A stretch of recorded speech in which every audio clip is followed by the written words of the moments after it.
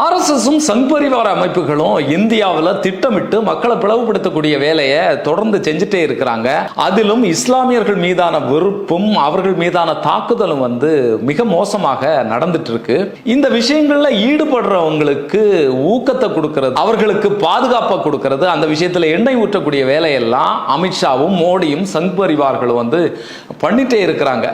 இதே கம்பு சுத்தலை வெளிநாட்டில் போய் பண்ணதுனால 40 பேரை அலைக்காக தூக்கி அந்த நாட்டு அரசாங்கம் சிறையில் தள்ளி இருக்கு. ஏற்கனவே வெளிநாடுகள் எல்லாம் இந்திய நலன்களுக்கு எதிரான முடிவுகளை எடுத்துக்கொண்டிருக்கக்கூடிய இந்த சூழ்நிலையில இதுவும் மிகப்பெரிய தலைவலியாக இந்தியாவுக்கு மாறி இருக்கு. இந்த 40 பேர் ஏன் கைது செய்யப்பட்டாங்க, இதனுடைய பின்னணி என்ன அப்படிங்கிறத இந்த வீடியோல பார்ப்போம். இந்தியாவில் மட்டும் இல்லாம ஆர்எஸ்எஸ் இன்னைக்கு உலகம் முழுக்க பரவி அவர்களுடைய திட்டங்களை செயல்படுத்திட்டு இருக்கிறாங்க.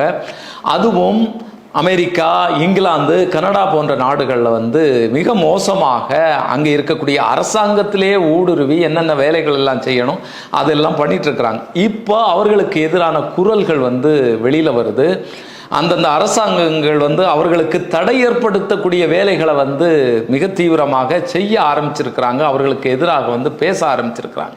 அந்த வகையில் பார்த்தீங்கன்னா இப்போ வளைகுடா நாடுகளில் சாதாரண தொழில்கள், என்ஜினியர் இந்த மாதிரியான வேலைகளில் ஈடுபடுறவங்களையும் இந்த சங் பரிவார் அமைப்பு ஒருங்கிணைச்சு இந்த வேலைகளை திட்டமிட்டு செஞ்சுட்டு இருக்கிறாங்க. ஏற்கனவே பார்த்தீங்கன்னு சொன்னால் எனக்கு நினைவு இருக்கு, இந்தியாவில் அயோத்தி கோயில் திறக்கப்பட்ட நேரம் இஸ்லாமியர்களுக்கு எதிரான வெறுப்பு பிரச்சாரத்தை உலகம் முழுவதும் இந்த சங் பரிவார் கும்பல் முன்னெடுத்தாங்க. அதுல துபாயில வாட்ஸ்அப் குழுக்களை வச்சு அதுல இஸ்லாமியர்களுக்கு எதிராக வெறுப்பு பிரச்சாரத்தை பரப்புனதுனால பலருக்கும் வேலை இழப்பு ஏற்பட்டது. அங்க இருக்கக்கூடிய நிறுவனங்கள் இந்த நபர்களை கண்டறிஞ்சு வேலைகள்ல தூக்கி வெளியேறிஞ்சாங்க. அதே மாதிரி தான் இப்பவும் ஒரு சம்பவம் நடந்திருக்கு. இஸ்ரேலுக்கும் பாலஸ்தீனுக்கும் மிக பெரிய அளவில் சண்டை, யுத்தம் போயிட்டு இருக்கு அப்படிங்கிறது நமக்கு தெரியும். இன்னும் சொல்ல போனா இஸ்ரேல் மிக தீவிரமான தாக்குதலை பாலஸ்தீனில் தொடுத்துட்டு இருக்கு. ஹமாஸ் தீவிரவாதிகளை நாங்கள் தாக்குறோம் அப்படிங்கிற பேரில் அங்கே குழந்தைகளை ஆயிரக்கணக்காக கொன்று குவிச்சிட்டு இருக்கிறாங்க, பெண்களை கொன்று குவிச்சிட்டு இருக்கிறாங்க. இது மிக மோசமான ஒரு இன அழிப்பு அப்படிங்கிறதுக்கான கண்டன குரல்கள் உலகம் முழுக்க ஏற்பட்டு இருக்கு. இந்த நேரத்தில் இந்த யுத்தத்தை முடிவுக்கு கொண்டு வர்றதுக்காக கத்தாருடைய தலைமையில் பேச்சுவார்த்தை போயிட்டு இருக்கு. இந்த பேச்சுவார்த்தை போயிட்டு இருக்கக்கூடிய நேரம் தான் இஸ்ரேல் கத்தார் மீது வான்வழி தாக்குதலை நிகழ்த்தி இருக்கு. இந்த வான்வழி தாக்குதல்ல ஒரு பில்டிங் சேதமாயிருக்கு. அதுல ஹமாஸ் அமைப்பை சார்ந்தவர்களும் கத்தாருடைய அதிகாரி ஒருத்தர் கொல்லப்பட்டதாக தகவல்கள் வெளியாச்சு. இதுல தான் இந்த கத்தார்ல இருந்து வேலை செய்யக்கூடிய நம்மவர்கள் இருக்காங்கல்ல, இந்தியர்கள், இவங்க இந்த கத்தார் அரசாங்கத்துக்கு எதிராகவும் இஸ்ரேலுக்கு ஆதரவாகவும் மெசேஜ்களை பரிமாறி இருக்கிறாங்க. வாட்ஸ்அப் குழுக்கள் ஏற்கனவே அவர்களுக்கு இருக்கு. அந்த வாட்ஸ்அப் குழுக்கள் மூலமாக தகவல்களை, மெசேஜை பரிமாறி இருக்கிறாங்க. சாதாரண மெசேஜில் 2 விஷயம் சொல்லப்படுது. ஒன்று ஒரு கார்ட்டூன், அதுக்கப்புறம் பார்த்தீங்கன்னு சொன்னால் ஒரு கட்டுரை மாதிரி கத்தாருக்கு எதிராக ஒரு மெசேஜ். இந்த 2 மெசேஜையும் இந்த குழுக்கள் பரப்பியிருக்கு. இதில் தான் இவர்கள் கைது செய்யப்பட்டிருக்கிறாங்க. இது கத்தார் அரசாங்கம் இந்தியாவுக்கு தகவல் கொடுக்கல, இந்த விஷயத்தை வெளியில சொல்லல. இது எப்படி வெளியில தெரிஞ்சதுன்னா, கைது செய்யப்பட்ட அஜித் குமார் அப்படிங்கிற ஒரு நபருடைய மனைவி, அவங்க மலையாளி, அவர்கள் திரிசூர் எம்பியாக இருக்கக்கூடிய சுரேஷ் கோபிக்கு ஒரு கடிதம் எழுதியிருக்காங்க. அந்த கடிதத்தில் தான் இந்த தகவல் வெளியாயிருக்கு. என்னென்ன விஷயத்துல இவர்கள் கைது செய்யப்பட்டாங்க அப்படிங்கிறத சொல்றேன். முதல்ல ஒரு கார்ட்டூன். அந்த கார்ட்டூன் பார்த்தீங்கன்னு சொன்னா ஒரு மனிதருடைய கார்ட்டூன். அதுல பார்த்தீங்கன்னு சொன்னா மன்னர், கத்தார் மன்னர் அப்படின்னு சொல்லி போட்டிருக்கு. அந்த கத்தார் மன்னர் உடை உடுத்திருக்கிறாரு. அந்த உடைய ஒருத்தர் எழுப்பி பார்க்கிறார். அந்த கீழே இருந்துட்டு அந்த உடைய ஒருத்தர் எழுப்பி பார்க்கிறாரு. அதுல ஹமாஸ் ISIS அப்படின்னு சொல்லி எழுதியிருக்கு. இந்த கார்ட்டூனை இவங்க இந்த குரூப் பரப்பியிருக்கு. அந்த குழுவினுடைய பேர் பார்த்தீங்கன்னு சொன்னா சங்கத்வனி. சங்கத்வனி அப்படிங்கிற அந்த குழு, சங் பரிவார் குழு, அந்த குழுவில் தான் இந்த கார்ட்டூன் வந்து பரப்பப்பட்டிருக்கு. இன்னொரு செய்தி பார்த்தீங்கன்னா, இது வந்து மலையாள ஒரு சேனலில் வந்து வந்தது.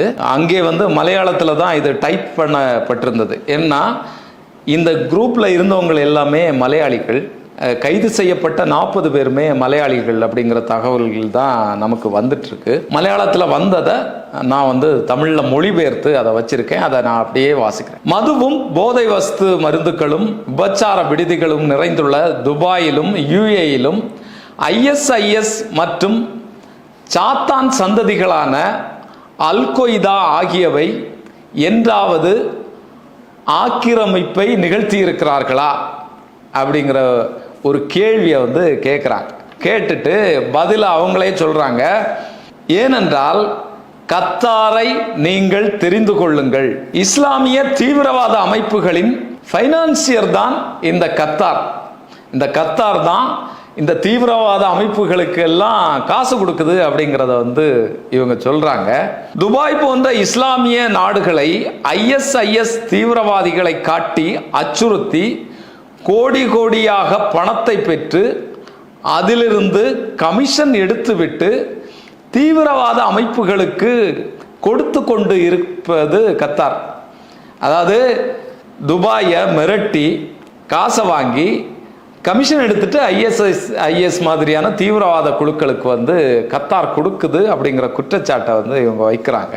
இதற்கு முன்னால் பெரிய அளவில் இந்த கொள்ளை நடந்தது, இப்போது சின்ன அளவில் நடந்து கொண்டிருக்கிறது. கத்தார் தாலாட்டிய விஷ சந்துக்களில் ஒன்று ஹமாஸ். தீவிரவாதிகளுக்கு அடைக்கலம் கொடுத்த கத்தாரை இன்று இஸ்ரேல் சிங்கங்கள் வெடி வைத்து தகர்த்தன. 5 ஹமாஸ் தீவிரவாதிகளின் உடலை சிதற வைத்தன. ஆனாலும் கத்தார் வாயினால் மட்டுமே தனது எதிர்ப்பை வந்து தெரிவித்தது. இது வந்து கத்தாரை ரொம்ப மோசமாக கிண்டல் பண்ணக்கூடிய ஒரு தொனியில இது இருக்கு. உங்களுக்கு தெரியும், கத்தார் பொறுத்தளவில் கத்தார் மட்டும் இல்லை, சவுதி, கத்தார், UAE எல்லா இடத்துலையுமே மலையாளிகள் வந்து நிறைஞ்சிருக்கிறாங்க. இன்னும் சொல்ல போனால் அங்கே இருக்கக்கூடிய அரசிற்கு பல்வேறு வகையான துறைகளில் வந்து மலையாளிகள் உள்ளே இருந்து வேலை செஞ்சுட்டு இருக்கிறாங்க. இந்த மலையாளிகளுக்கு உதவுறதுக்காகவும் முன்னாலே பழங்காலத்திலே போய் அங்கே செட்டில் ஆனவங்க பாரம்பரியமாகவே வந்து அந்த அமைப்புகளுக்கு உள்ளாலே ஏறி இந்த மலையாளிகளுக்கு வேலை செய்கிறது, தமிழர்களுக்காக வேலை செய்கிறது அப்படிங்கிற விஷயங்களை எல்லாம் தொடர்ந்து செஞ்சுட்டு இருக்காங்க. இன்னும் சொல்லப்போனால் அங்கே வந்து நமக்கு ஏதாவது எம்பசியில் ஏதாவது தேவைப்பட்டாலோ, அங்கே இருக்கக்கூடிய அரசு ரீதியாக ஏதாவது தேவைப்பட்டால் கூட தமிழர்கள்னா மலையாளிகள் தான் வருவாங்க பெரும்பாலும். அப்படிப்பட்ட விஷயங்கள் வந்து நடந்துட்டுருக்கு. அப்போது அங்கே மலையாளிகள் இருக்கக்கூடிய நேரத்தில் மலையாளத்திலேயே வந்து இவங்க வாட்ஸ்அப் குழுக்களில் இதை பகிர்ந்தது மிக மிக மோசமான விஷயமாக பார்க்கப்படுது. இன்னும் அவங்க சொல்கிறாங்க, கத்தார் தலைநகர் தோஹாவில் ஏவுகணை தாக்குதல் நாங்கள் தான் நிகழ்த்தினோம் என்று சொன்ன இஸ்ரேலின் துணிச்சலை தீவிரவாதம் என்று சொல்லி கத்தார் அமைச்சர் கூறினார். அதாவது இஸ்ரேல் வந்து துணிச்சலா சொல்லிட்டான், அதை வந்து தீவிரவாதம் அப்படின்னு சொல்லி கத்தார் வந்து சொல்லிட்டு அப்படிங்கிறாங்க. அதற்கு இஸ்ரேல் மறுபடியும் பதிலளித்தது. எப்படி பதிலளித்ததுன்னா, மீண்டும் தாக்குதல் நிகழ்த்தியது, நல்ல முறையில் அது வெடிக்கவும் செய்தது. இதற்கு அனுமதி கொடுத்தது அமெரிக்கா. இந்த வேலைகளுக்கெல்லாம் அனுமதி கொடுத்தது வந்து அமெரிக்கா. உங்களுக்கு தெரியும், அமெரிக்காவுக்கும் கத்தாருக்கும் இருக்கக்கூடிய உறவு.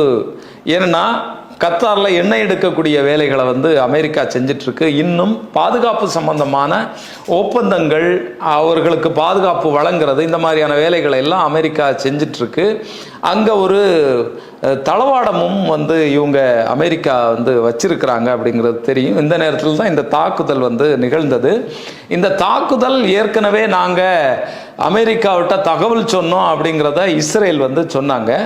ஆனால் அப்படி எந்த தகவலும் எங்களுக்கு வரல அப்படிங்கிறத கத்தார் வந்து ஏற்கனவே சொல்லியிருந்தாங்க.